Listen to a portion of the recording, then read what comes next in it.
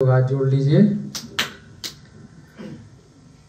नमो अरिहंताणं नमो सेताणं नमो ऐरियाणं नमो अध्यायाणं नमो लोई सब सहु। जय बोलिए देवादिदेव प्रथम तीर्थंकर आदिनाथ भगवान की, अंतिम तीर्थंकर वर्तमान शासन नायक महावीर भगवान की, इस युग के प्रथमाचार्य श्री चारित्र चक्रवर्ती आचार्य भगवान श्री शांति सागर जी महान मुनिराज की, अनंत अनंत सिद्ध परमेष्ठी भगवानों की सभी को सादर जय जनेन्द्र जय दुजड़ंदो।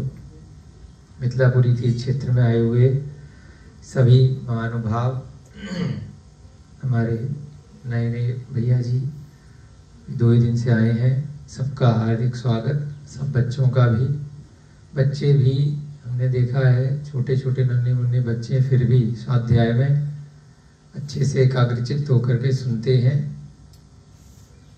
थोड़ा बहुत इनके समझ में आता होगा, किसी किसी के ज़्यादा भी आता होगा, परंतु बहुत अच्छा टीचर लोगों का उपकार है कि अनुशासन तो सिखाई रखा है ना। सब लाइन से बैठे रहते हैं। आज मेरू जी भी बैठे हैं अनुशासन में, बहुत अच्छा लग रहा है। सभी का स्वागत। जैसे 10 लक्षण पर्व होता है, ऐसे ही अष्टानिका पर्व का अपना विशेष महत्व होता है। आज अष्टानिका पर्व का द्वितीय दिवस, सभी ने बहुत अच्छे से मंदिर में पूजा विधान किया, सिद्धों की आराधना करी, सभी के पुण्य की बहुत बहुत अनुमोदना। कल आपको थोड़ा सा बताया था कि किस प्रकार से सिद्ध शिला पर जीव रहते हैं, परम आत्माएं निवास करती हैं। 45 लाख योजन की ये हमारा 2.5 दीप है। ठीक इसके ऊपर ऊर्ध्वलोक में सबसे ऊंचाई पर, इस लोक के अंत में सबसे टॉप में सिद्ध शिला है। वहां पर सिद्ध आत्माएं निवास करती हैं। जैसे हम यहाँ जमीन पर बैठे हैं, वह सिद्ध आत्माएं उस धरा पर बैठती नहीं है, छूती भी नहीं है, उसके भी ऊपर रहती है आकाश में। वह सिद्ध शिला रत्नमयी है, बहुत सुंदर है। उसके ऊपर और ऊपर जाकर के हवा में 3 प्रकार के वातवलय होते हैं। कल बताया था कौन कौन सी वातवलय हैं? घनवात, घनोदधिवात और तनुवात। तो तनुवात विलय के अंदर आत्माएं सारी विराजमान रहती हैं। हम आंखों के माध्यम से उनको नहीं देख सकते, क्योंकि उनमें कोई भी पुद्गल शरीर नहीं है, सिर्फ आत्मा ही आत्मा है। श्रद्धान के द्वारा ही हम उन आत्माओं के दर्शन यहाँ से कर सकते हैं। वही श्रद्धान ही सम्यक दर्शन कहलाता है कि हमने भी नहीं देखा, आपने भी नहीं देखा, हमने प्रत्यक्ष अरिहंत भगवानों को भी नहीं देखा, है ना, फिर भी हमने श्रद्धान किया है। तो उसी श्रद्धा के माध्यम से कहाँ पर सिद्ध शिला है, किस प्रकार से सिद्ध परमात्माएं निवास कर रही हैं। जैसे ये छत है, तो छत पे पंखा दिख रहा है आपको, ऊपर से लटका हुआ है ना। ये बैग हटा दो सौरभ जी सामने से, तुम्हारी शक्ल दिखाई नहीं। गैस का गुब्बारा देखा है आपने? गुब्बारा होता है ना, उसमें गैस भर देते हैं, छोड़ते हैं तो ऊपर जाकर के चिपक जाता है। नाइट्रोजन गैस, बहुत बढ़िया। हाइड्रोजन, हाँ, इन्होंने नाइट्रोजन बोला। हाइड्रोजन गैस बड़ी हल्की होती है। तो ऐसे ही वो परमात्माओं की जो आत्माएं हैं, वो हाइड्रोजन से भी हल्की होती हैं, तो ऊपर जाकर के चिपक जाती हैं टॉप में।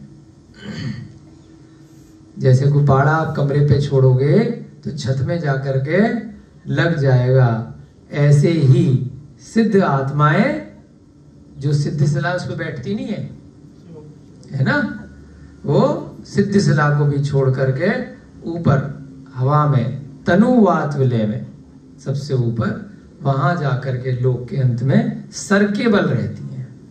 कैसे रहती है? सर ऊपर रहता है और ऐसे पद्मासन में विराजमान। अगर किसी केवल ज्ञानी जीव ने अरिहंत अवस्था में खड़े होकर के ध्यान लगाया है खड्गासन में, तो उसकी आत्मा कैसी रहेगी? खड़ी हुई रहेगी खड्गासन में। किसी ने पद्मासन में ध्यान लगाया है तो पद्मासन में रहेगी। अब किसी का अंतिम शरीर मान लीजिए 5 फुट का था, फुट समझ में आता है आपको, तो उसकी आत्मा कितनी बड़ी रहेगी वहां पे? सिद्धिशिला पर 5 फुट की। शास्त्रों में आया है 5 फुट से थोड़ा सा कम। थोड़ा सा कम क्यों? क्योंकि बालों में आत्मा नहीं होती। आपने कैंची से काटे दर्द होता है क्या? नहीं होता। नाखून में आगे के हिस्से में आत्मा नहीं होती, पीछे तक तो होगी। जब जहां पर आपको दर्द होगा शरीर में कहीं पर भी, तो वहां आत्मा है। और जहां ऊपर ऊपर से ऐसी कई जगह है जहां पर वो चीज है या नहीं है आपको ज्यादा अनुभूति नहीं हुई, तो वहां आत्मा नहीं है, वो बाहरी हिस्सा है। अब कान है, कान पे कैंची चला दी तो दर्द होगा नहीं होगा? हाँ या ना? होगा ना। तो कान में भी आत्मा है। तो जितना बड़ा अंतिम शरीर था उनका, मान लीजिए 5 फुट का था, तो 5 फुट से किंचित मात्र जरासी सी कम आत्मा उनकी सिद्धिशिला पे पहुंच जाएगी। किसी का 50 फुट का था तो 50 फुट की आत्मा पहुंच जाएगी। किसी का 100 फुट का है तो 100 फुट की आत्मा। पहले धनुष में नापा जाता था, धनुष और हाथ के हिसाब से। अब फुट में, सेंटीमीटर में, मीटर में, अभी छोटे हो गए ना अपन, तो इसलिए उसमें नापते हैं, है ना। धनुष बड़ा होता है काफी, 2.5 हाथ का बोलते हैं। अब हाथ की संख्या भी इससे बड़ी रहती है आपकी, तो उस हिसाब से नापा जाता था। तो किसी की मान लीजिए 500 धनुष की आत्मा है, और यहां जहां हमारे कपिल भैया जी बैठे हैं, यहां से उन्होंने सिद्ध गति को प्राप्त किया, तो आत्मा कितने की पहुंच जाएगी वहां पे? 500 धनुष की। और यहीं पर क्या नाम है, आयुष भैया जी, बाद में कभी आयुष भैया जी भी इसी जगह बैठ गए ध्यान लगा करके, उसी स्थान पर जहां ये बैठे हैं। इनकी हाइट है 100 धनुष की, मान लीजिए, छोटे हैं उनसे, बाद में कभी पैदा हुए। तो अब इनकी आत्मा इसी के अंदर, इसी आत्मा जो कपिल जी की आत्मा थी उसी के अंदर पहुंच जाएगी। अभी तो बगल बगल बैठना पड़ेगा ना, एक के ऊपर एक बैठोगे तो लड़ाई झगड़ा हो जाएगा। ट्रेन में भी हो जाता है ना, एक सीट पे दूसरा बैठ जाएगा, तो ट्रेन में, बस में, कहीं पर भी, गाड़ी में। परंतु वहां पर किसी प्रकार की टेंशन नहीं है, क्योंकि शरीर का अभाव है। शरीर है तो सर को थोड़ा सा, है ना, अरे भाई थोड़ा तनिक जगह दो सर को, शरीर की वजह से, कोई मोटा है कोई पतला है। वहां पर 500 धनुष की आत्मा के अंदर इनकी 100 धनुष की आत्मा इसी के अंदर फिट हो जाएगी। समझ रहे हो? तो कैसे फिट होगी? अब 500 धनुष वाला मान लीजिए वहां से लेके यहां तक आ रहा है ना, और 100 धनुष वाला कहां तक आएगा? सर बराबर होंगे सबके, सर से सब लगे हुए रहेंगे, तो ये थोड़ा और ऊंचा रह जाएगा। समझिए? अब भाई साहब पीछे हमारे सोम भैया जी बैठे हैं, इनने कहा मेरा तो पद्मासन में ध्यान नहीं लगता, मैं तो खड्गासन में लगाऊंगा। अब इन्होंने खड्गासन में ध्यान लगाया, ये और बीच में कोई 300 धनुष की इनकी हाइट थी, तो ये उन्हीं आत्माओं के बीच में खड़े अवस्था में लग जाएंगे। अब हमारे अभिषेक भैया जी ने भी ध्यान लगाया बाद में, अरिहंत बनने के बाद सब भगवान बन जाएंगे, सब भव्य हैं ऐसा मान के चलो। तो जैसे कपिल जी बैठे हैं, इनके आधे हिस्से में बैठे, बिल्कुल एज इट इज नहीं बैठे, आधा इनका ले लिया, आधा उधर का हिस्सा ले लिया। समझ रहे हो? है? तो अब आधा हिस्सा तो इनकी आत्मा इधर रहेगी और आधा इधर रहेगी। ऐसे करके कोई कहीं कोई कहीं कोई कहीं अनादिकाल से सिस्टम चलता आ रहा है। तो इतनी सी भी जगह नहीं बची पॉइंट के बराबर भी जहां पर सिद्ध परमात्माएं नहीं है। सिद्ध शिला के ऊपर तनुवाद वाले कोई भी स्थान खाली नहीं रहा और एक स्थान पर एक आत्मा नहीं है। एक के अंदर एक, एक के अंदर एक, एक के अंदर एक, एक के अंदर एक, अनंत है। प्रत्येक 6 महीने 8 समय में, यह भी सिद्धांत का नियम है कि 608 जीव मोक्ष जाते हैं। अनादिकाल से चल रहा है। तो इसी सिस्टम के तहत, इसी सिद्धांत के तहत जहां अंतिम अवस्था में जहां ध्यान लगेगा, वो लगेगा तो कहां लगेगा? मात्र 2.5 दीप पर ही लगेगा। मनुष्य लोक में ही वह ध्यान लगेगा। और जहां मान लीजिए मनुष्य लोक का कोना कौन सा है, बिल्कुल बाउंड्री कल बताई थी आपको, मानसोत्तर पर्वत। उस पर्वत के कोने से भी कोई ध्यान लगाएगा तो सिद्धिशिला के कोने पे वहां पहुंच जाएगा। बीच में सुमेरु पर्वत है 2.5 दीप के। अब सुमेरु पर्वत में से भी कोई ध्यान लगाएगा तो सुमेरु पर्वत के ऊपर वाले हिस्से में सिद्धिशिला में पहुंच जाएगा। आपको भी सुमेरु पर्वत पे कैसे ध्यान लग जाएगा? वहां पर भी बहुत सारी गुफाएं हैं। भद्रसाल वन है नीचे, फिर पांडुक वन है, अन्य अन्य बहुत सारे स्थान हैं।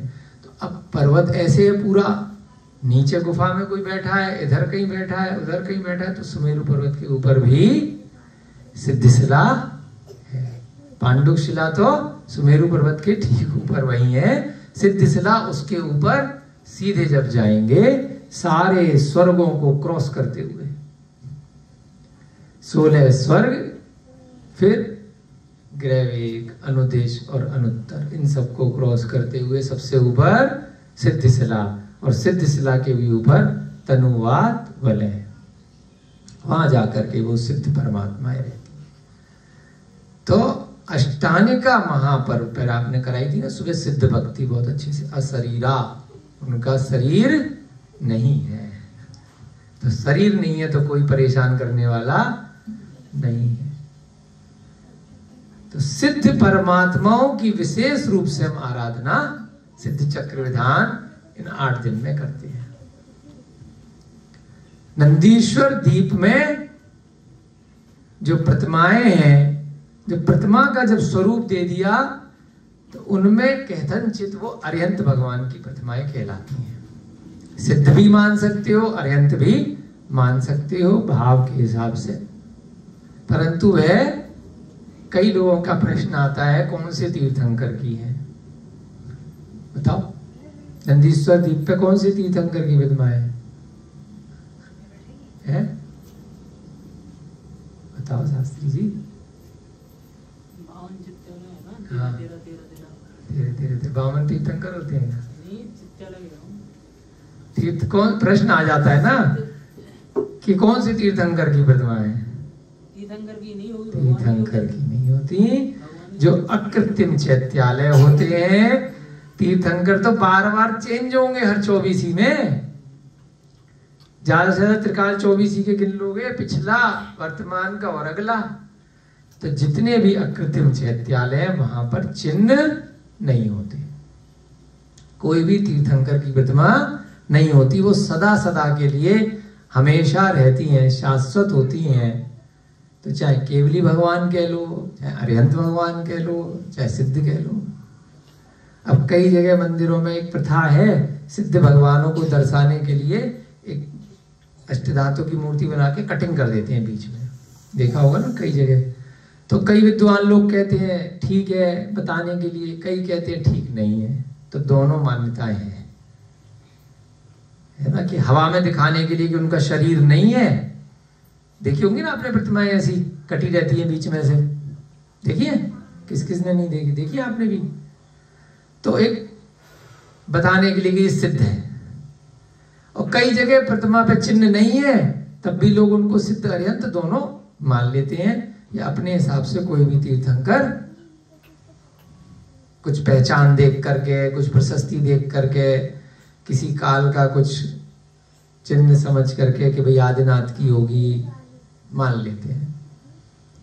नॉर्मल अगर अरिहंत भी मान लोगे तब भी काम चल जाएगा। तो ऐसे सिद्ध परमात्माओं की हम पूजा अर्चना करते हैं। और क्यों करते हैं?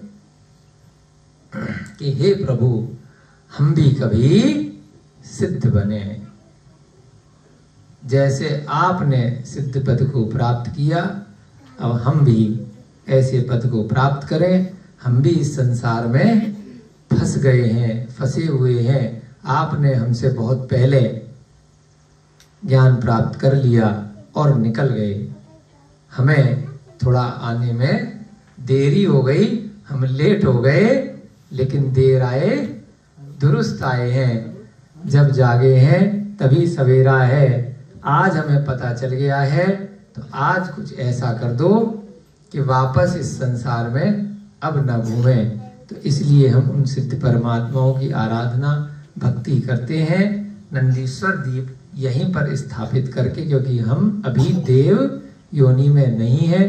पहले कभी हो सकता है अपन रहे हों देव, तब गए हों, या भविष्य में कभी देव बने, तब हम प्रत्यक्ष रूप से नंदीश्वर दीप और अन्य ऐसे अकृत्रिम चैत्यालयों की दर्शन पूजन कर सके।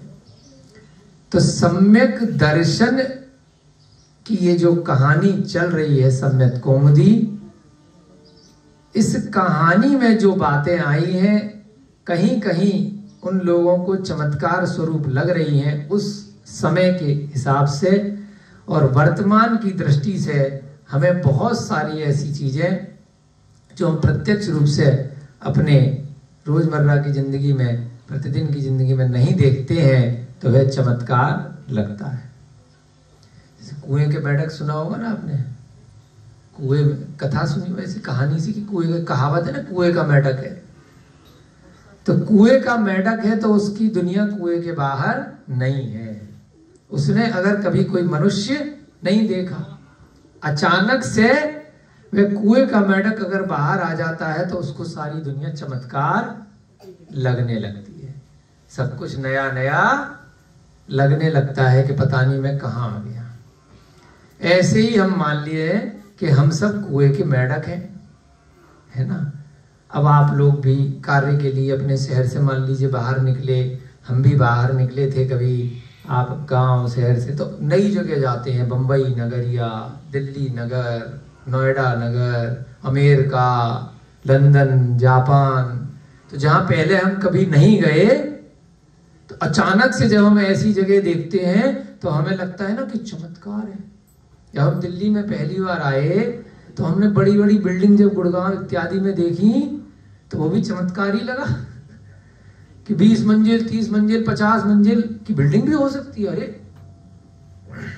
तो अगर पहले से किसी ने बता रखी थी कि भाई दिल्ली जाओगे तो ऐसे ऐसे होता है, हवाई जहाज में बैठोगे तो ऐसे ऐसे होता है, हवा में चलता है, तो पहले से ही हमने जिसने बता रखा था उस हवाई जहाज के बारे में, उस क्षेत्र के बारे में, उस देश के बारे में, तो हमने विश्वास कर लिया था। तो जब हम वहां पहुंचे एयरपोर्ट पे, या जब पहुंचे उस शहर में, तो पहले से हाँ ये चीज ऐसे होती है, अब हम इसमें बैठ रहे हैं, इसमें जा रहे हैं।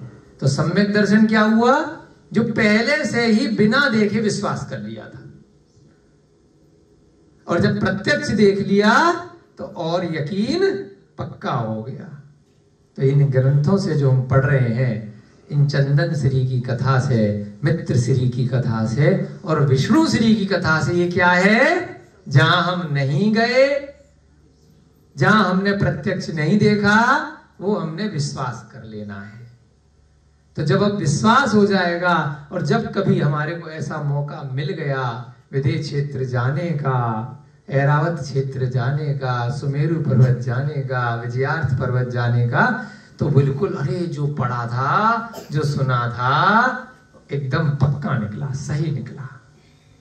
तो सम्यक दर्शन अभी होगा, और जिसको सम्यक दर्शन होगा, जिसको विश्वास होगा, उसी को ही वह स्थान जाने को मिलेगा, वही वैमानिक देव बन पाएगा, वही स्वधर्म ईशान इत्यादि स्वर्गों में जा पाएगा।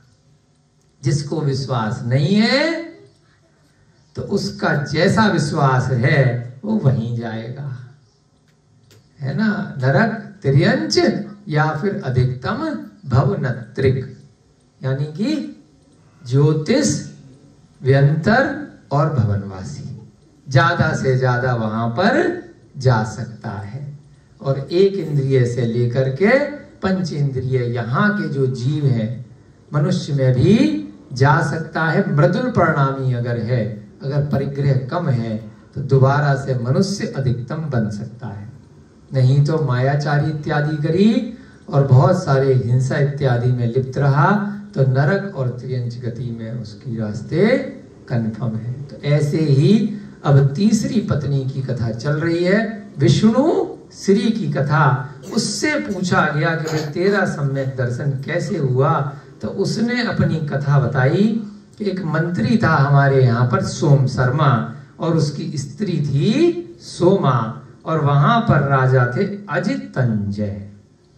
सोम शर्मा कुपात्र में दान दिया करता था, उसको जानकारी नहीं थी कि 4 प्रकार के जो पात्र हैं, उत्तम मध्यम जघन्य श्रेणी के, जो श्रावक श्राविका नीचे वाले और उसके ऊपर वाले मुनि आरेगा, उनको वो ज्यादा नहीं जानता था।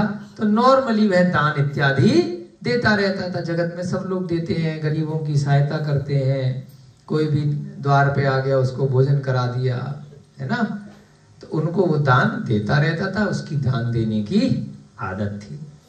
तो एक दिन वहां पर जहां पर ये लोग रहते थे, कौशाम्बी नाम की नगरी है, समाधि गुप्त नाम के मासोपवासी, यानी कि 1 मास में 1 बार आहार लेने वाले मुनि महाराज आए।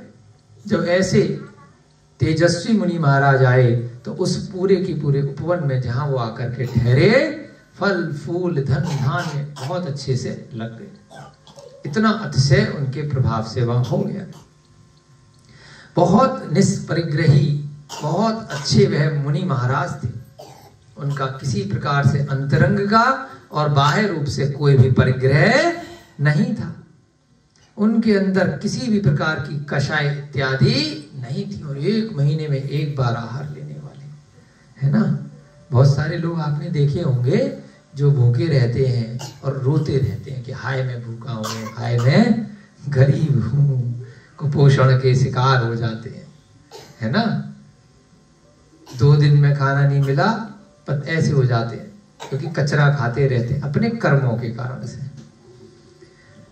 बहुत खाने के बाद भी परेशान रहते हैं, और कई तपस्वी मुनि महाराज महीनों महीनों नहीं खा रहे फिर भी नहीं रो रहे। तो जिस चीज को प्राप्त करके छोड़ा गया तब कहलाता है कि ममत्व का त्याग किया, और जिसके पास उसके कर्मों के कारण से वो चीज है ही नहीं, भोजन मिल ही नहीं रहा है, रहने को जगह मिल ही नहीं रही है, परंतु उसकी इच्छाएं हैं। ममत्व क्या होता है? इच्छाओं को कहते हैं कि मुझे बहुत सारा भोजन मिले, मुझे बहुत सारे वस्त्र आभूषण, रहने के लिए स्थान इत्यादि, बहुत रुपया पैसा धन धान्य मुझे मिले। है कुछ नहीं, लेकिन इच्छाएं हैं, उसके कारण से माना जाएगा कि ममत्व है, ममता है, राग है। और जिसके पास है या नहीं है उसने इच्छाओं का त्याग कर दिया, मुझे जरूरत नहीं है, तब भले ही उस पे है या नहीं है तब भी वह क्या माना जाएगा कि त्याग कर दिया, तपस्वी माना जाएगा। 1 महीने तक भूखे रहने के बाद मनुष्य पर्याय में उनको कितना अतिशय प्राप्त हुआ, कितनी रिद्धियां प्राप्त हो गई कि उनके वहां विराजते ही सारे की सारे वन बिल्कुल फूल खिल गए, नदी में पानी आ गया, सारे पेड़ पौधे नए कोपलों से युक्त हो गए। और ऐसे तो बहुत सारे जानवर घूमते रहते हैं भूखे प्यासे, 1-1 महीने से खाना नहीं मिल रहा, 15 दिन से खाना नहीं मिल रहा, बांध के रखा हुआ है, कहीं का कैद में है। तो उनके भूखे रहने से क्या वहां सब हो जाता है? बताओ, क्योंकि उनको इच्छा है खाने की, अपने मन से नहीं छोड़ा, वो तो मजबूरी से छोड़ा है। कि मिल ही नहीं रहा है, कोई दे ही नहीं रहा है। मार रहे हैं, पीट रहे हैं जानवरों को और खाना नहीं दे रहे हैं, तो कोई अतिशय होगा क्या? है ना। बहुत सारे अपने देश हैं ऐसे सुनने में आता है जहां अकाल पड़ जाता है, कहीं ऐसा आतंकवाद है ना। सीरिया वगैरह सुनने में आते हैं ना कि वहां पे युद्ध चल रहे हैं, तो लोग मर रहे हैं भूखे प्यासे, फोटो आती हैं, वीडियो आती हैं, है ना। तो वहां क्या अतिशय हो रहा है कोई भूखे रहने से उनके? क्यों नहीं हो रहा है? क्योंकि उन्होंने अंतरंग से नहीं त्यागा है। उन्होंने जिनेंद्र भगवान के बताए हुए मार्ग का अनुसरण करके उन वस्तुओं का भोग उपभोग की सामग्री का त्याग नहीं किया है। अगर उनको कुछ भी खाने को मिलेगा तो वो तुरंत खा जाएंगे, देखेंगे नहीं कि ये चिकन दिया है या ये प्रासुक खाने की भक्ष्य योग्य सामग्री दी है। कुछ भी मिल जाएगा, वो कूड़ा कचरा नॉनवेज जो मर्जी उनको खिला दो वो व्यक्ति खा जाएगा, है ना। भूखा है, आदमी भी दे दोगे तो आदमी खा जाएगा, जानवर दोगे तो जानवर खा जाएगा, मिट्टी दोगे तो मिट्टी खा जाएगा, कूड़ा कचरा दोगे तो खा जाएगा। उसमें कितने भी चाहे जीव हो या नहीं हो। जो तपस्वी है जब वो उपवास खोलेगा तब देख करके, भले ही भूख लग रही है या नहीं लग रही है, कि भाई ये द्रव्य खाने लायक है या नहीं है, ये भोजन सामग्री भक्ष्य है या अभक्ष्य है, ये देख करके खाएगा। तब उसके तप में महानता है। अंतराय, बाल आ रहा है, किसने बनाया है, किस विधि से दिया है, कोई कीड़ा तो नहीं आ गया, कोई मच्छर तो नहीं आ गया, वो सब देख करके अंतरायों को हटा करके भोजन करेगा, नहीं तो नहीं करेगा। तो यहाँ विष्णु श्री कथा बता रही है अपने पति अरहतदास को कि समाधि गुप्त मुनि महाराज जब पहुंचे तो वहां पर इतना अतिशय हुआ, परंतु जो सोम शर्मा मंत्री था वह कहने को तो पहले कुपात्रों में दान देता था, लेकिन वो कुछ स्थान पर दान देने वाले ज्यादा लोग हो सकता है हो ही ना, और वो भी तो उसका ऐसा पुण्य का उदय आ गया कि उसके घर में मुनि महाराज का आहार हो गया। अब सोम शर्मा मंत्री ने देखा सुना पड़ा था कि कोई दिगंबर मुनि महाराज आते हैं तो किस प्रकार से नवदा भक्ति पूर्वक पढ़ गाया जाता है, पूजा की जाती है और आहार दान दिया जाता है। बहुत श्रद्धा के साथ उसने समाधि गुप्त भट्टारक को आहार कराया। अब यहां पर 7 गुण बताए हैं कि दाता जो दे, एक होता है पात्र, पात्र माने लेने वाला, पात्र बोलते ना बर्तन, है ना, और एक भोजन करने वाला है, तो भोजन करने वाले को ही पात्र कहा जाता है कि भोजन आहार लेने वाला, सुपात्र जिससे आपको पुण्य मिलेगा, भविष्य में जाकर के मोक्ष का रास्ता आपका खुलेगा, और कुपात्र जिससे आपको किसी प्रकार का कोई ऐसा मोक्ष मार्ग वाला पुण्य नहीं मिलेगा। साधारण तौर पर संसार में आपको ख्याति नाम मिल सकता है कुपात्र को दान देने में, कि आपने गरीबों को सहायता करी, आपने मिथ्या दृष्टि लोगों के लिए कुछ दान किया, आपने कपड़ा इत्यादि किया, तो वह सब क्या है, कुपात्र है। तो उनका दान करुणा दान की श्रेणी में आएगा। अब मान लीजिए अपन यहाँ पे पक्षी अस्पताल, जानवरों का अस्पताल चला रहे हैं, तो ये करुणा दान में है। ये उत्तम, मध्यम और जघन्य श्रेणी के पात्र नहीं है। हो सकता है इनमें से एक आधा ये क्लास व्लास सुन करके आप लोग गंदों तक डालते हो, समाधि कराते हो या इनको संलेखना, हो सकता है किसी जाति स्मरण के कारण से कोई जीव इनमें सम्यक दृष्टि बन गए हो, परंतु अपने को पहचान नहीं है कि कौन से बकरे हैं इतने सारे, इनमें से कौन सा सम्यक दृष्टि बन गया, इतने गधे हैं, इतने घोड़े हैं अस्पताल में, इतने पक्षी बाहर घूम रहे हैं, तो कोई हो भी सकता है। हम सभी भी त्रियंच आयु में, त्रियंच गति में जब पहले रहे होंगे तो कोई ना कोई निमित्त ऐसा प्राप्त हुआ होगा कि हम उस पर्याय में हमने हो सकता है सम्यक दर्शन ग्रहण किया हो, तब जाकर के आज दोबारा से जैन कुल में जन्म मिला है। तो जो दान देता है उसके 7 गुण यहाँ पर कहे गए हैं, ध्यान दे करके अपन सुनेंगे। श्रद्धा, शक्ति, निर्लोभता, दया, भक्ति, क्षमा और विज्ञान, ये दाता के 7 गुण माने गए। जब आहार दान दो तो बहुत श्रद्धा के साथ, बहुत कि भाई यहां पर मैं निर्गंथ मुनि को आहार दे रहा हूं तो मैं क्यों दे रहा हूं, ये मुनि की चर्या कैसी है, बहुत श्रद्धा के साथ, सम्यक दर्शन के साथ, शक्ति के साथ कि मेरी जितनी शक्ति है मैं उसके अनुसार आहार दे रहा हूं। निर्लोभता, कोई भी लोभ लालच नहीं करना, है ना, कि इससे मुझे ये फायदा मिलेगा, वो मिलेगा। अब जो मिलेगा सो मिलेगा ही, है ना, तो जानबूझ करके लालच नहीं करना, वो तो पक्का मिल जाएगा अगर आपकी श्रद्धान होगी तो। दया, दाता दयावान होना चाहिए, सब जीवों पे दया करने वाला। वहां तो आहार दान दे रहा है और बाहर आकर के कषाय कर रहा है, अपशब्द बोल रहा है, बुरा व्यवहार कर रहा है, जीव जंतुओं पे दया नहीं कर रहा है। भक्ति, खूब भक्ति के साथ में, है ना, उसको दान देना चाहिए। क्षमा, वह किसी ने उसके साथ कुछ भी बुरा व्यवहार किया, कोई भी गलत कार्य किया, उसका कुछ नुकसान इत्यादि किया, उसको कष्ट दिया, फिर भी क्षमा करने वाला हो।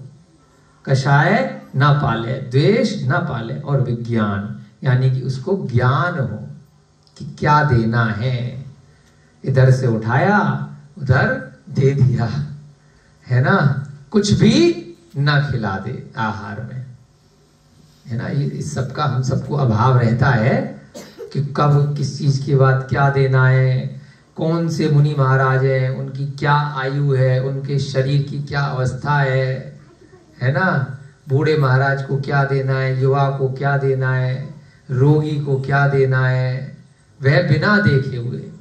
और प्रासुक कैसे करना है, जल को छानना कैसे है, कौन सी सब्जी किस मौसम में देनी है, कौन सी दाल कब देनी है ना, किस चीज के बाद क्या देना है, किससे पहले क्या देना है, ये सिस्टम का पूरा ज्ञान होना चाहिए। तो ये भी दाता का गुण बताया है।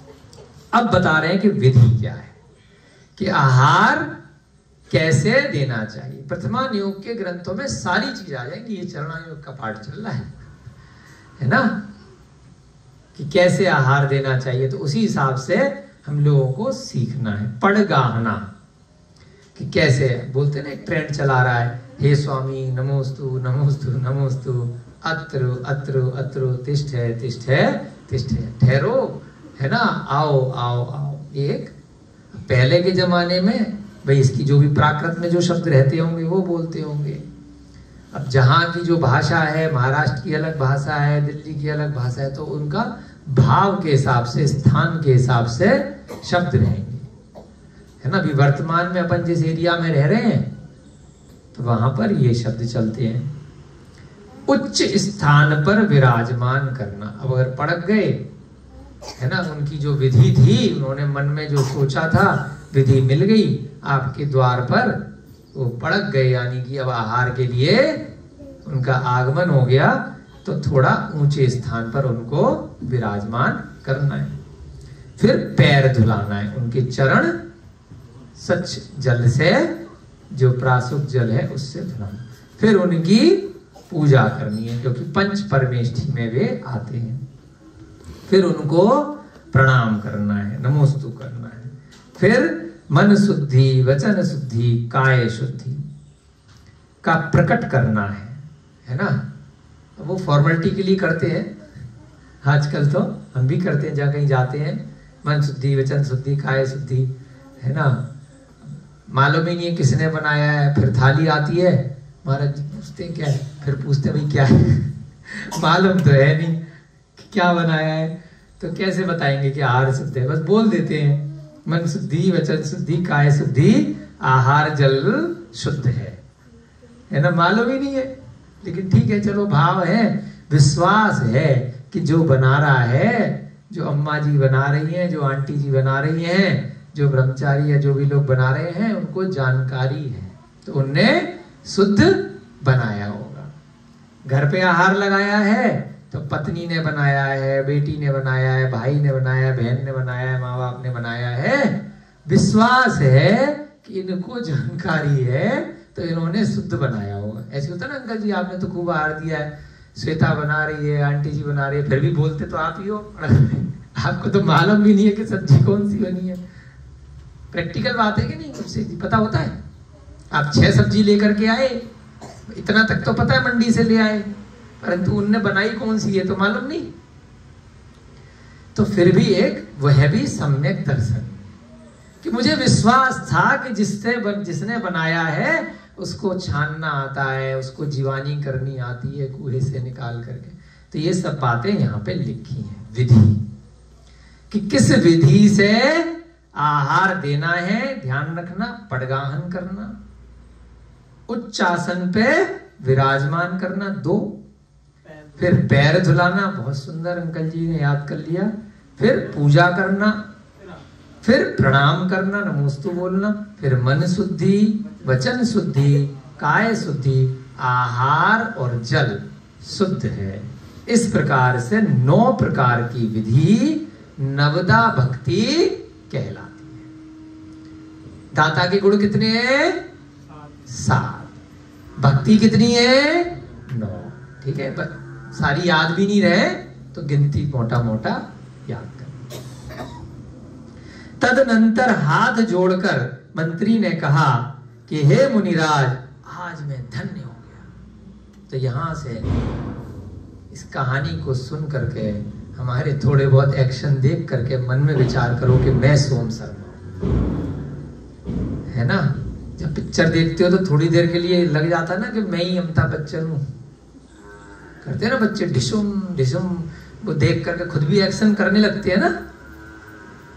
तो ऐसे ही मान लो कि यहाँ पर आहार चल रहा है और मैं अब तक पहले कुपात्रों को दान दिया करता था, मैं वो सोम शर्मा हूं। तो यहीं बैठे बैठे वो भूतकाल की कहानी में अभी से अनुमोदना हो जाएगी, पुण्य मिलने लगेगा, स्वाध्याय का अलग मिलेगा और आहार दान का भी गारंटी ले रहे, भावों के माध्यम से बैठे बैठे पुण्य मिल जाएगा।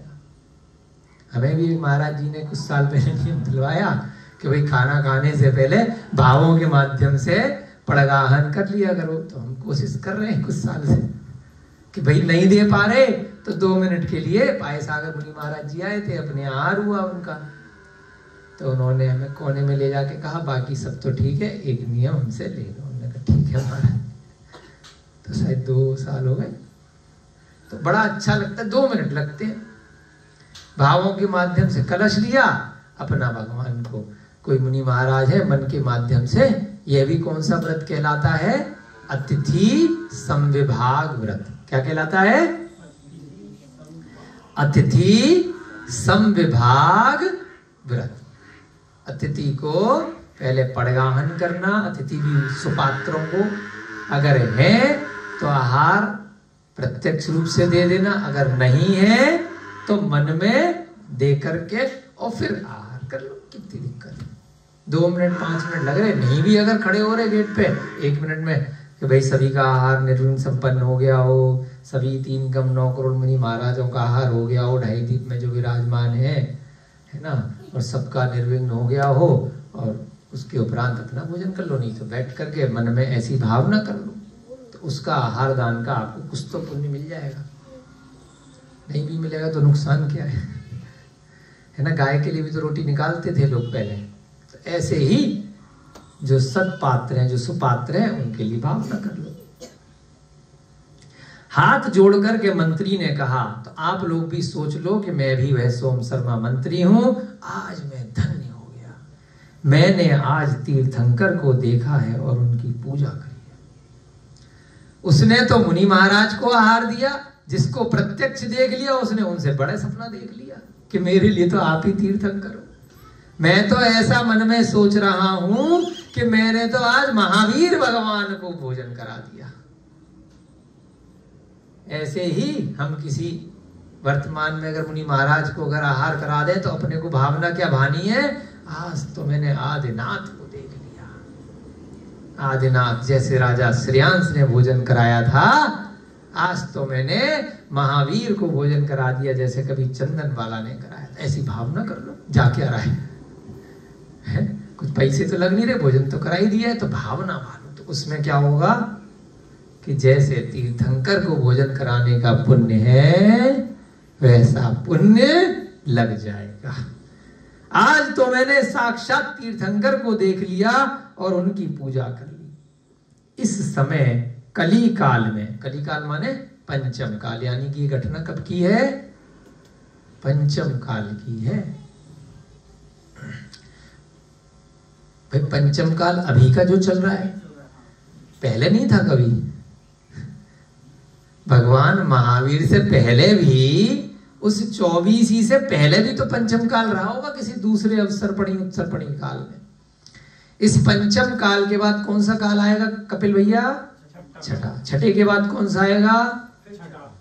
हाँ, गिनती तो 1 2 3 4 आएगी, लेकिन जैसी स्थिति छठे में रहेगी वो दोबारा से छठे वाली ही रिपीट होगी। और उसके बाद जैसी अभी पंचम काल में स्थिति है वैसे ही छठे के बाद दोबारा से आएगी। तो बार बार आते हैं पंचम काल, बार बार आते हैं चतुर्थ काल, तभी तो अपना नंबर आएगा ना, नहीं तो नंबर आएगा कैसे अगर दोबारा नहीं आएगा तो काल। तो ऐसे ही जबकि ये घटना है, उस समय भी उस स्थान का भरत या ऐरावत क्षेत्र का कली काल चल रहा था।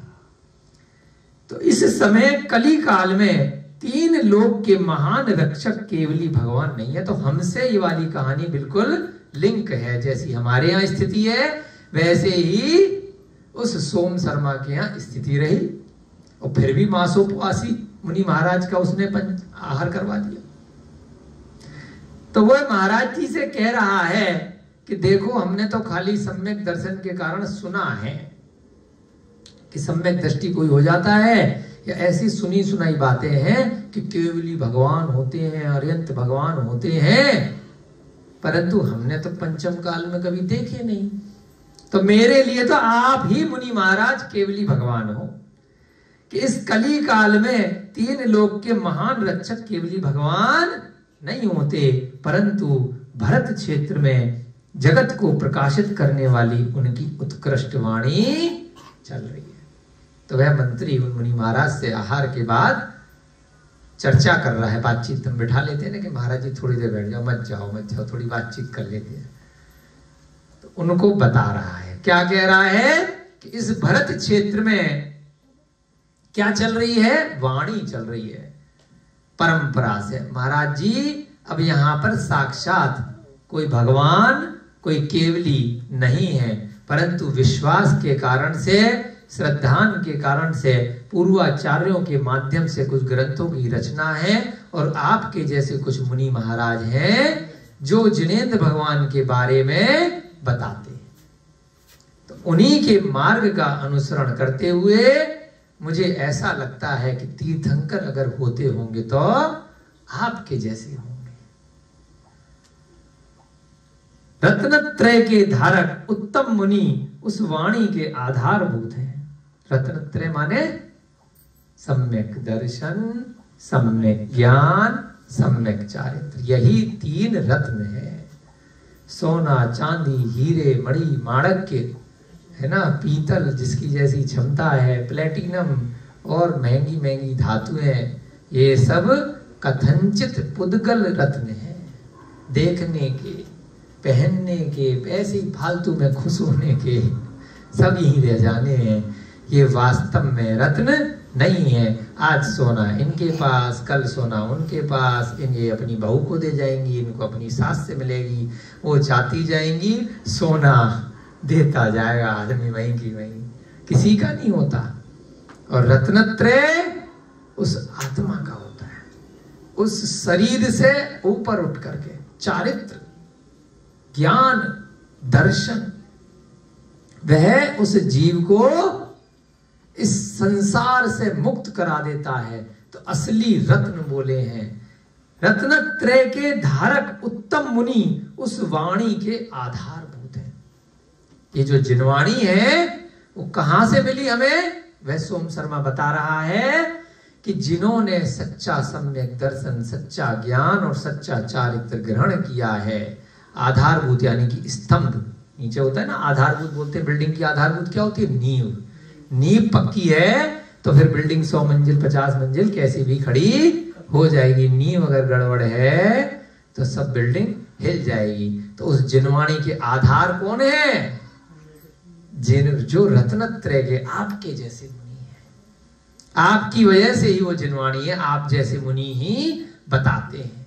क्योंकि अभी केवली भगवान और तीर्थंकर भगवान यहाँ पर नहीं है। अतः जिनेंद्र भगवान के वचनों के पूज्य होने से वे मुनि पूज्य है। जिनेंद्र भगवान ने जो मार्ग बताया, आप जैसे मुनि ने उसका अनुसरण किया तो आप भी वैसे ही पूज्य हो गए। उनकी पूजा करने से ऐसा जान पड़ता है मानो साक्षात जिनेंद्र भगवान की ही पूजा कर ली। ऐसे श्रेष्ठ मुनि महाराजों की हमने अगर पूजा भक्ति कर ली तो ऐसा लग रहा है कि जैसे जिनेंद्र भगवान 3 लोक के नाथ तीर्थंकर भगवान की मैंने साक्षात पूजा करी है।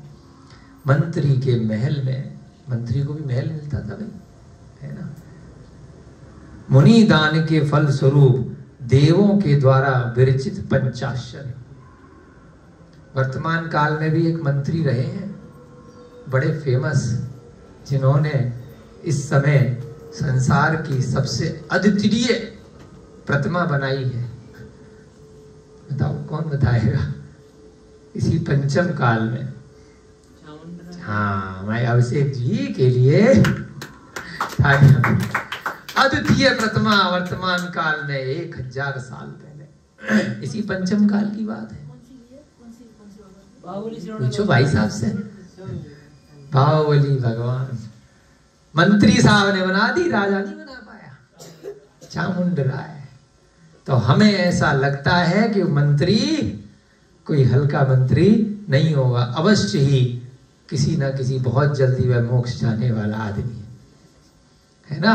उसके गुरु भी नेमीचंद सिद्धांत चक्रवर्ती है ना, वह भी मोक्षगामी।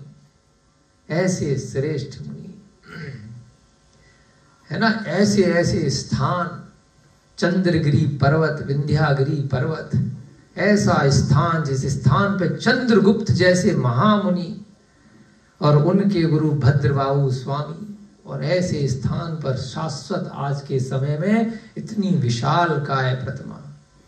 तो मंत्री भी ऐसे ऐसे काम कर जाते हैं इसी पंचम काल में। तो आज देखिए कि उन मुनि महाराज का आहार कराया, कितना खा लिया उन्होंने, कितनी देर, क्या खा लेंगे हैं?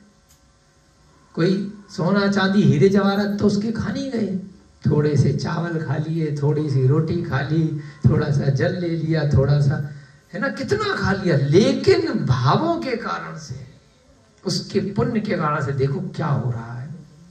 उस मंत्री के महल में उस मुनि दान के फल स्वरूप देवों के द्वारा विरचित पंचाश्चर्य हो गए, पंचम काल में हो गए। तो हमें लगता है कि हम और आप भी अगर ऐसे भावों से कभी हमने अच्छे मुनि को अगर आहार दे दिया और अगर हमारे भी कर्म अच्छे रहे तो यहाँ सुनपुरा में, मिथिलापुरी में अगर पंचाश्चर्य हो जाए तो, है ना, आश्चर्य नहीं होना चाहिए। हो सकते हैं हम सारे जीव अगर अनुमोदना करें। अब पंचाश्चर्य में क्या होता है?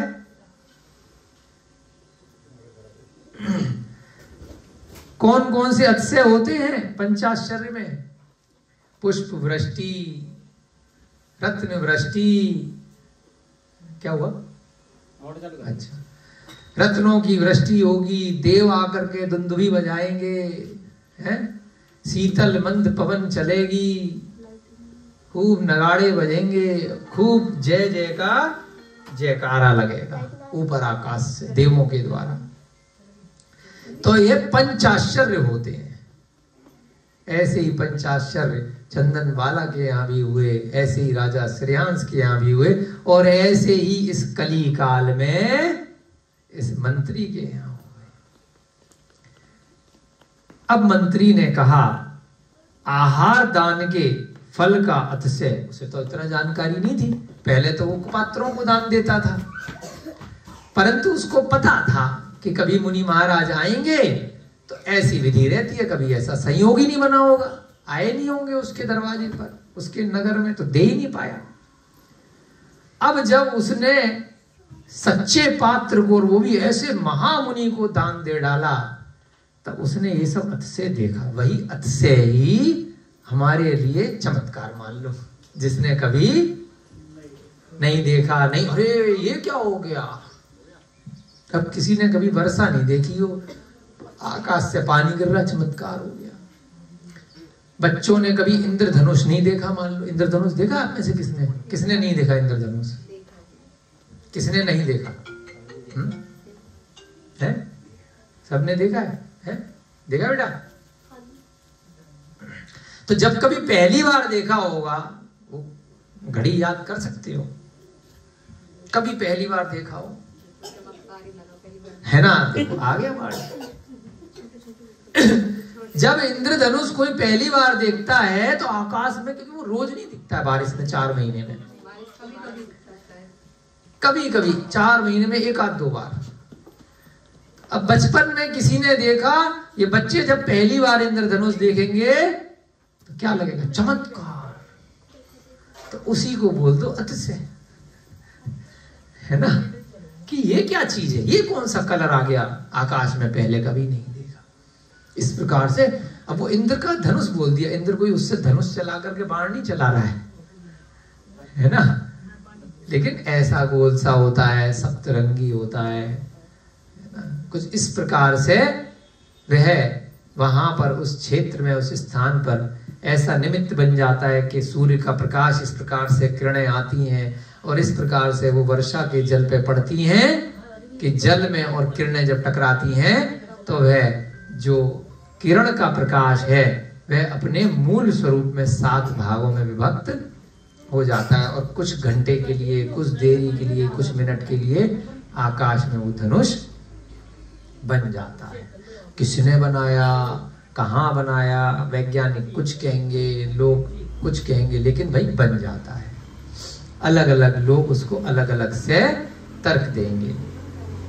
वर्षा कैसे होती है, क्यों होती है? होती है। जो पहली बार देखेगा तो चमत्कार है। सूर्य को निकलता हुआ पहली बार देखेगा तो चमत्कार है। भोग भूमि के बारे में शास्त्री लोग जो सुने हो पहले कभी? कुलकर सुने हैं तुमने? कुलकर 14 कुलकर होते हैं। हाँ। तो एक एक करके कुलकर, जब 14 कुलकर अपना आयु समाप्त करके नया कुलकर आता है तो कुछ ना कुछ नई चीज होती है उस स्थान पर। तो लोग डर जाते हैं, अरे सूर्य निकल गया, पहले तो कभी देखा नहीं।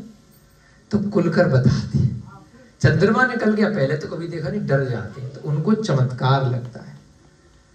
फिर दूसरा कुलकर बताता है कि बेटा ये है। फिर तारे निकलते हैं बाद में, तो डर जाते, पता नहीं क्या आ गया आकाश में। तो जो चीजें हमें चमत्कार नहीं लग रही है क्योंकि हमने बचपन से तारे देखे, बचपन से सूरज देखा, बचपन से चंद्रमा देखा, तो हमारे लिए वो रोजमर्रा की चीज हो गई। और जब कभी हमसे भी पहले के जीव थे वो डर जाते थे, सूरज को देख करके डर गए, बताओ, चंद्रमा को देख करके डर गए, तारों को देख करके डर गए। और अंत समय में जो आदिनाथ भगवान के पिता रहे, उनका क्या नाम था? नाभिराय। तो उनका नाम नाभिराय कैसे पड़ा? किसकी काटी? कि जब बच्चा पैदा होगा मनुष्य पर्याय का, तो नाभि पेटुंडी में से कुछ निकला करता है, तो अभी भी उसको हटाया जाता है। तो उस समय नाभि पे से नहीं होता था पहले, फिर होने लगा, तो उन्होंने बताया इस प्रकार से यह मनुष्य में और त्रियंच में ये चीजें अब होंगी। तो उनका नाम पड़ गया नाभिराय, है ना? ऐसे ही अलग अलग काल में अलग अलग कुलकर रहे, तो डर जाते थे कैसे होगा। तो वो सब चमत्कार ही रहता है। तो यहां पर भी अब चमत्कार हुआ। वह 5 आश्चर्य रोज नहीं होते थे उस नगर में। अचानक से रत्न गिर रहे हो आकाश से, सब चीजें हो रही हो इस प्रकार से, देव आ रहे हो, तो वहां पर अब उसने जब ये चमत्कार देखा, किसने देखा?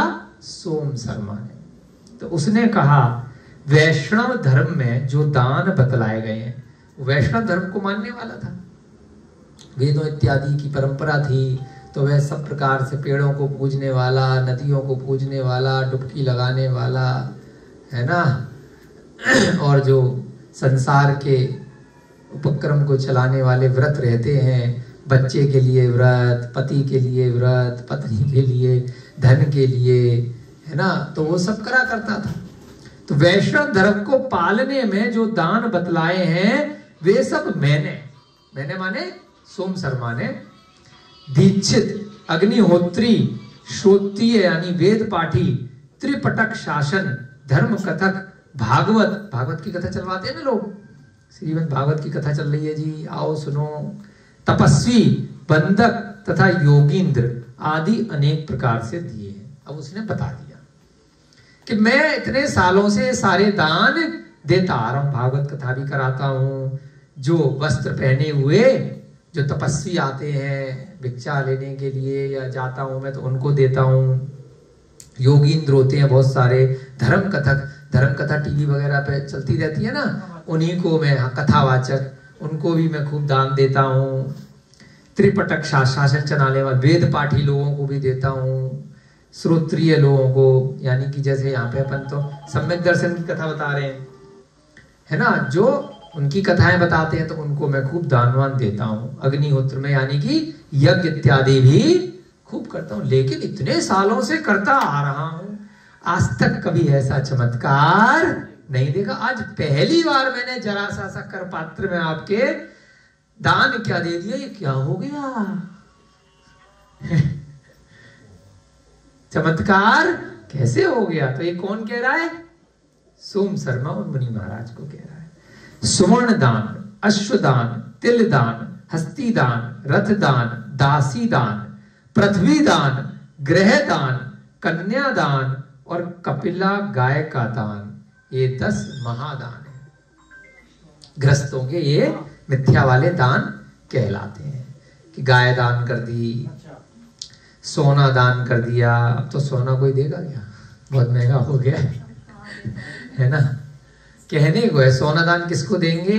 पत्नी को दे देंगे, कह देंगे दान हो गया, कथनचित कागज पे पीला रंग करके किसी को दे देंगे, और जो माल खरीदा है सोने का भैया तू रख ले, है ना। तब दान थोड़ी है, तब तो अपनी भोजन सही सलामत टाइम पे मिलता रहे उसकी व्यवस्था है ना। लड़ाई दंगे घर में नहीं हो, बस इसके लिए पत्नी को देना चाहिए। अश्वदान, घोड़ा दान दे दिया, तिल दान यानी कि तेल इत्यादि दे दिए, देते हैं ना, शनिवार को आए तेल दे दो। हस्ती दान, हस्ती माने हाथी, हत्थी भी बोलते हैं, हस्ती भी बोलते हैं। रथ दान, रथ दे दिए। दासी दान कि भाई किसी दासी को कहीं पर लगा दिया। पृथ्वी दान, थोड़ी सी जमीन दे दी, आया ना 3 पग जमीन दे दो, राजा वसु का उनका उदाहरण आता है ना। गृह दान, घर दान दे दिया। कन्या दान, शादी पे देते हैं ना, कन्या अब तेरी हो गई। कपिला गाय का दान, ये 10 दान पात्र वाले दान महादान कहलाते हैं। परंतु उन दोनों के फल का मैंने आज तक कुछ भी अतिशय नहीं देखा। मैं इतने दान देता हुआ आ रहा हूं इतने साल से, बताए हुए सुने हुए मार्ग पे, परंतु ऐसा तो मैंने आज तक कभी देखा ही नहीं। हाँ, मेरे पास ब्याह की व्यवस्था है, मैं मंत्री हूँ, मुझे धन वगैरह मिलता रहता है, राजा से सैलरी वैलरी मिलती रहती है ना, उससे मैं गुजारा करता हूँ। महल भी दे दिया उसने रहने के लिए, मैं व्यवस्था देखता हूँ नगर की ठीक ठाक, लेकिन मैंने अतिशय नहीं देखा। इस प्रकार का मन में निश्चय कर अपराह्न समय में जब मुनि महाराज अपने स्थान पर आए, तब उनके पास जाकर तथा विधि पूर्वक नमस्कार कर मंत्री ने उनसे पूछा। उस समय तो मुनि महाराज ने कुछ नहीं कहा, हम मुस्कुरा के भाई चले गए। उसकी बातें सुनी, फिर वो कमंडल लेकर के उनको छोड़ने के लिए गया, तो वहां जाकर के फिर बैठ गया। दोपहर के बाद उनके पास जाकर के जब मुनि महाराज अपने स्थान पर पहुंचे वन में, अब बैठ गया। अरे आपने मेरे प्रश्न का उत्तर नहीं दिया महाराज जी। फिर जाकर के बैठ गया और फिर विधि पूर्वक नमोस्तु करा, नमस्कार किया, फिर पूछने लगा, हे भगवान, दीक्षित आदि को दिए हुए दान के फल का कुछ भी अतिशय मैंने नहीं देखा है, इसका क्या कारण है? कई बार होता है ना कि भाई आहार दिया और शुरू हो गए दे दे दे दे। ठीक है, बताएंगे, टाइम आज ही वहां पे फुर्सत से बैठ के बताएंगे। चलते चलते 2 मिनट में क्या बताएं, लंबी कहानी सुनाएंगे शांति से। तो फिर वो उनके पास जाकर के उपवन में चला गया। दोबारा पूछा, मुनिराज ने अब कहा कि हे मंत्री, अब सुनो कि ये दीक्षित आदि कुपात्र हैं, कि जिनको अब तक तुम दान देते आ रहे हो, ये सुपात्र नहीं है, ये कुपात्र हैं। इससे तुम्हें समाज में, संसार में नाम होगा, यश कीर्ति होगी, धन वैभव मिल जाएगा, वो बात की बात है। लेकिन ये जो देव वगैरह आ रहे हैं ना बेटा, ये नहीं आने के, क्योंकि ये सम्यक दृष्टि देव होते हैं। वहां पर तो अकृत्रिम चैत्यालय होते हैं, वो कुपात्रों को दान देने वालों के पास जाकर के आश्चर्य नहीं करते। ये दीक्षित आदि कुपात्र हैं, आर्त और रौद्र ध्यान से युक्त हैं, अर्थात अतः पात्र नहीं है। तुमने जटायुक्त लोगों को, है ना, या अन्य अन्य प्रकार से जो कर्म कांड कर रहे हैं, बहुत बहुत दिनों तक उपवास कर रहे हैं, उनको दान इत्यादि दिया, लेकिन उनको आर्त और रौद्र ध्यान कभी भी आ सकता है। उनको इसकी जानकारी नहीं है, उनको सम्यक ज्ञान ही नहीं है। कभी भी क्रोध कर सकते हैं, कभी भी वो शरीर और शरीर से जुड़ी हुई जो वस्तुएं हैं, परिग्रह है, उसकी चिंता में लिप्त रह करके आर्त ध्यान कर सकते हैं। वो शादी ब्याह भी कर लेते हैं। बहुत सारे बाबा नहीं देखते आप, टीवी पे आ रहे हैं, बड़े बड़े आश्रम हैं, बड़े बड़े आचार्य हैं, और पत्नी होती है उनकी, बच्चे होते हैं उनके, परिवार होता है उनका, है ना, अपना सब प्रॉपर्टी होती है उनकी, वो बैंक बैलेंस भी रखते हैं, वो अपने रत्नाभूषण भी रखते हैं, वो धन भी रखते हैं, खुद से पेमेंट करते हैं, तो सारा की सारा उनका परिग्रह होता है। तो आर्त ध्यान उनके हो सकता है, टेंशन हो सकती है, परेशानी हो सकती है, रोना भी हो सकता है, हंसना भी हो सकता है ना। तो ये सब क्या कहलाता है? आर्त ध्यान। रौद्र ध्यान बहुत खतरनाक, इसको मारूंगा, इसको पीटूंगा, ज्यादा कसाय करना, क्रोध मान माया लोभ। आर्त ध्यान थोड़ा सा उससे रौद्र से कम होता है। धर्म ध्यान जो अपन लोग इस टाइम कर रहे हैं, शुक्ल ध्यान जब केवल ज्ञान हो जाता है तो अंत में जाकर के शुक्ल ध्यान की अवस्था होती है, अरिहंत अवस्था में और सिद्ध अवस्था में।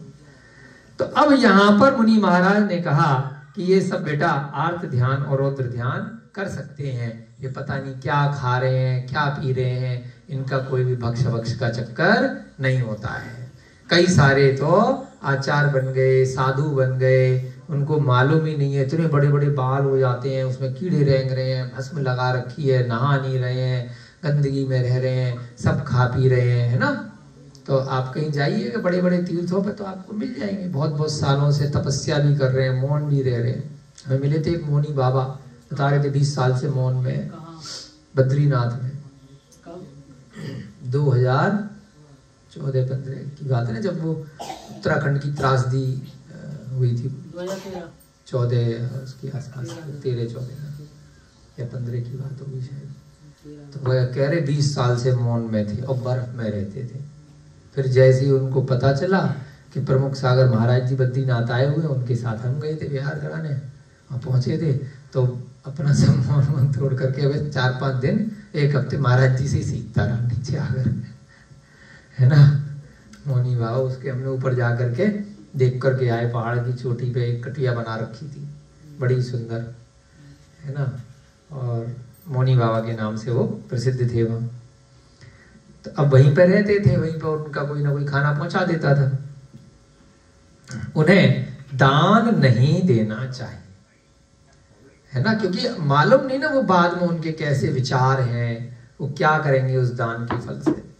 जो अतिथि अपने आप को तथा यजमान को तारता है। कितने में क्लास शुरू करी थी? है? अच्छा 5 मिनट और करेंगे। जो अतिथि अपने आप को तथा यजमान को तारता है उसे ही दान देना चाहिए।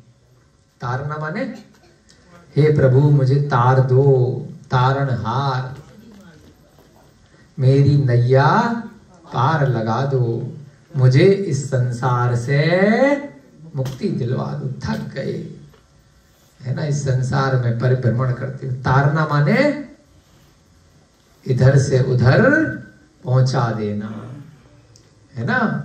एक किनारे पे खड़े हैं नदी के, दूसरे किनारे पर तैर करके मुझे पहुंचा देना, तो तार बन गया, तैर तार। तारता यानी कि मेरी नैया पार लगा दो, मुझे तार दो। अब आहार लेने के लिए कौन योग्य पात्र है? जो स्वयं को भी तारता है और यजमान, यजमान माने जो उसकी मदद कर रहा है उस तारने में, यानी कि जो आहार दे रहा है उसको भी तार दे और स्वयं भी तर जाए, वही दान लेने का पात्र है ना। दान लेकर के जो भिखारी रोड पे खड़े हैं वो खुद भी नरक जाएंगे और जिनने दे दिया उसे भी अपने साथ साथ ले जाएंगे।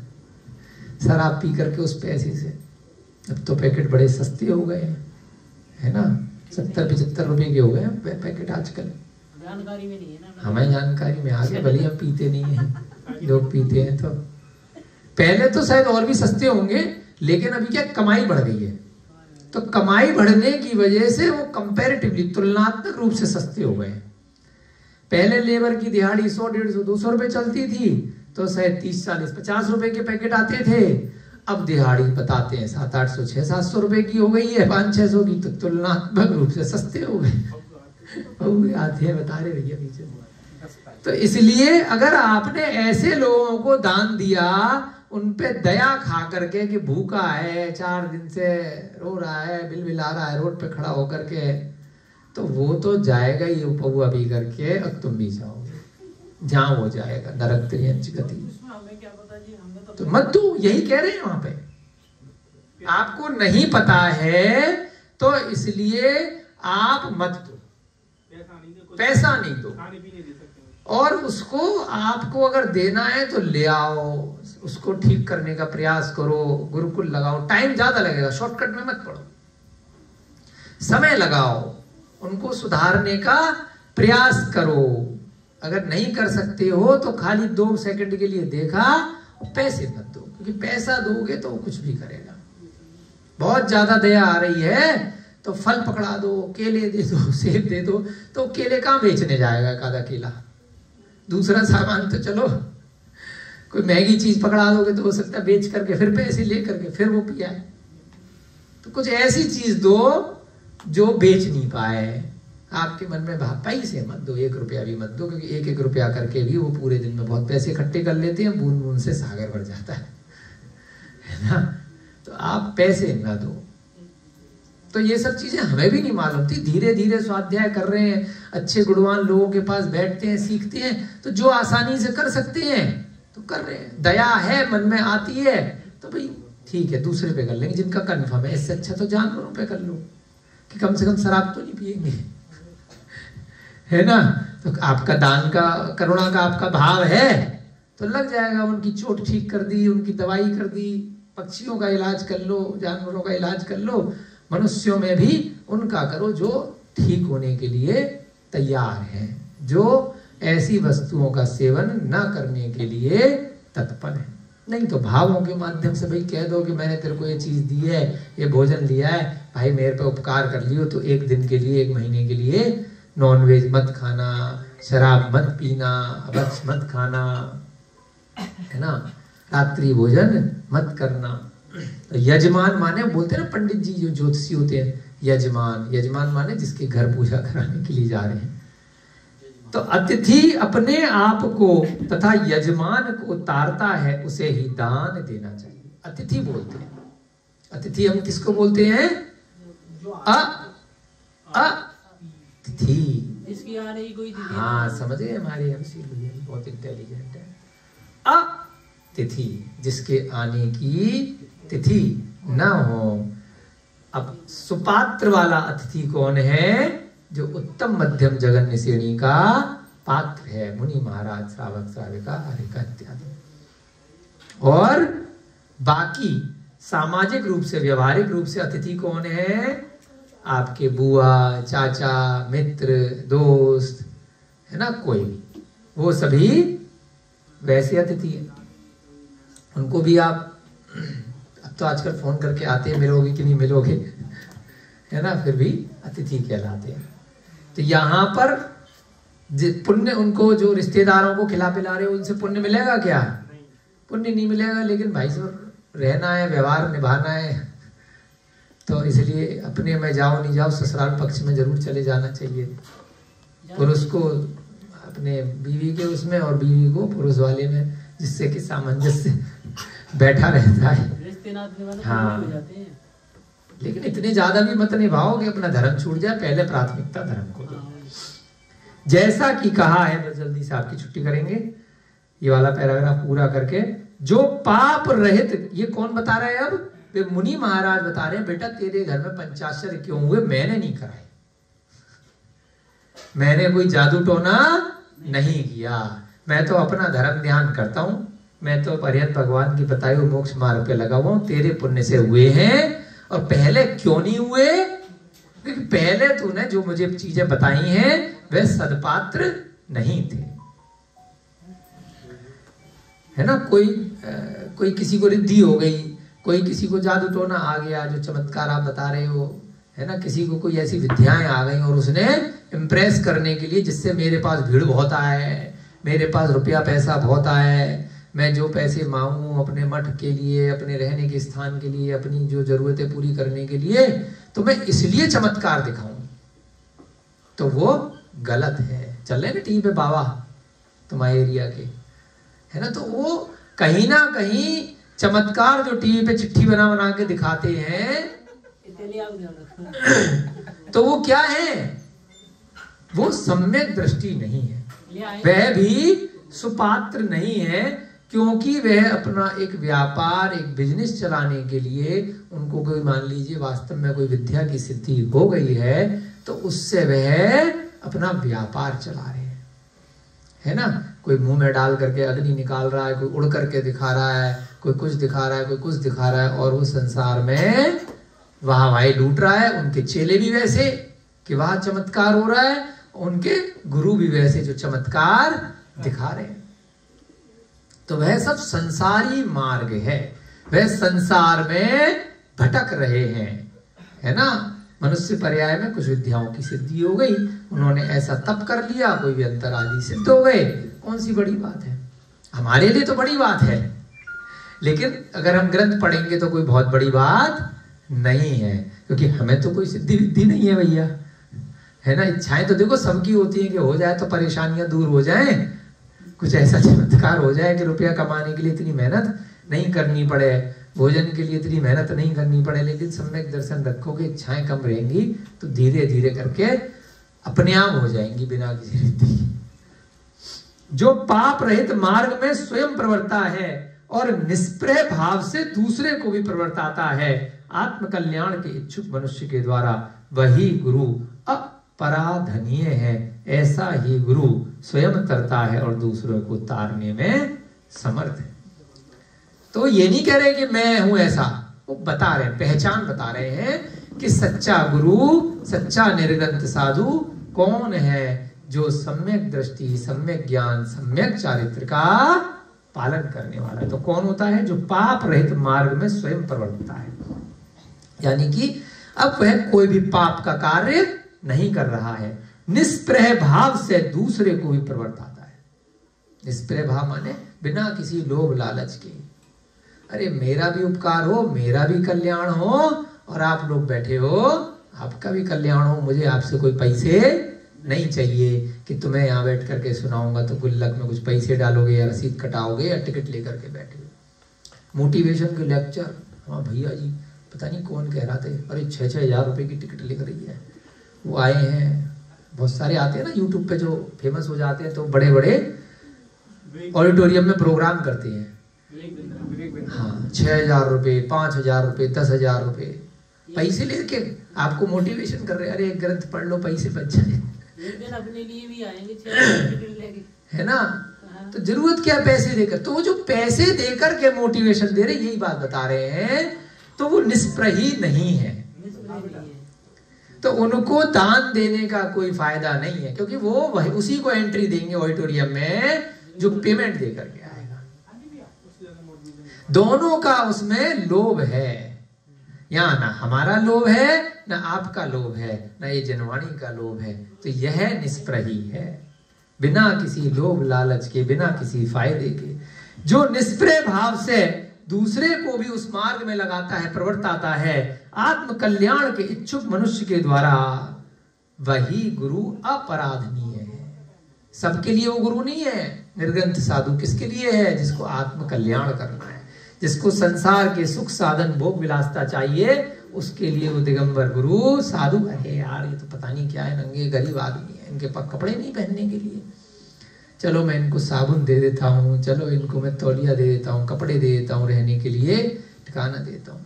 हमारे एक मित्र हैं, मुस्लिम है ना, और पूरा जैन धर्म का लगभग पालन करने के इच्छुक है।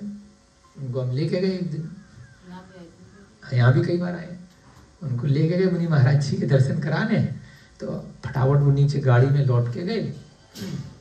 अभी UNDP बहुत बड़ी कंपनी में काम कर रहे हैं। कल फोन आया उनका, बहुत दिनों बाद नेपाल शिफ्ट हो गए थे, अमेरिका चले गए, तो कल फोन आया। हमने कहा बहुत दिन हो गए जी महाराज जी के दर्शन नहीं करे।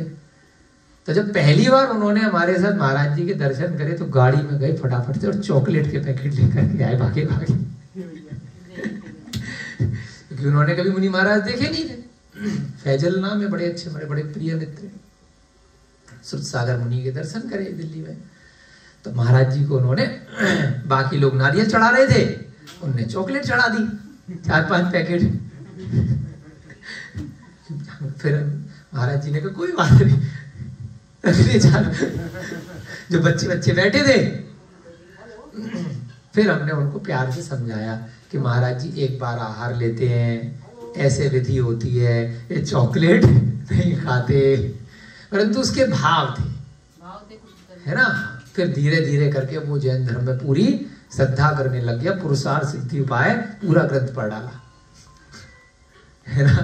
प्राकृत में आपके साथ सर्टिफिकेट कोर्स में तिड़की बोल गया, मुस्लिम होकर के हमने पढ़ाया उसको, प्राकृत क्लास लगाई।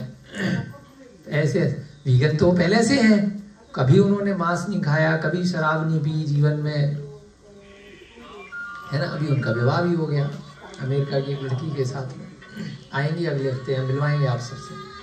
आप कहोगे जैनी में और मुस्लिम में कोई फर्क नहीं है, हमसे ज्यादा जैनी इंडिया की है, यहीं के इंदिरापुरम रहते, अमेरिका की लड़की संग, हाँ बाहर जॉब करते थे।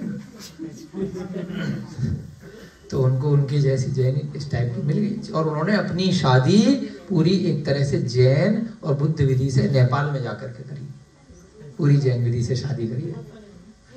बुद्ध जैन का वहाँ के जो सिस्टम रहा नेपाल, है ना। फैजल में बड़े आप मिले होंगे शायद, तो मिले हो, कई बार आ चुके हैं, है ना। हाँ चलिए, आपकी कक्षा का समय हो रहा है। तो यहाँ पर क्या बताया उन्होंने कि ऐसे ही गुरु स्वयं को तारते हैं और तारने में समर्थ हैं। कौन से गुरु? जो स्वयं भी आत्म कल्याण के इच्छुक है, और वही तरेगा, वही जीव वहां पर आएगा सीखने के लिए, आहार देने के लिए। जो जीव, जो यजमान है, वह भी आत्म कल्याण का इच्छुक है। वहीं पर ऐसे पंच आश्चर्य होते हैं। आपकी कक्षा में काफी समय हो गया, ज्यादा ले लिया। जय बोली महावीर भगवान की, अनंत आनंद सिद्ध परमेष्ठी भगवानों की, नंदीश्वर दीप की जय।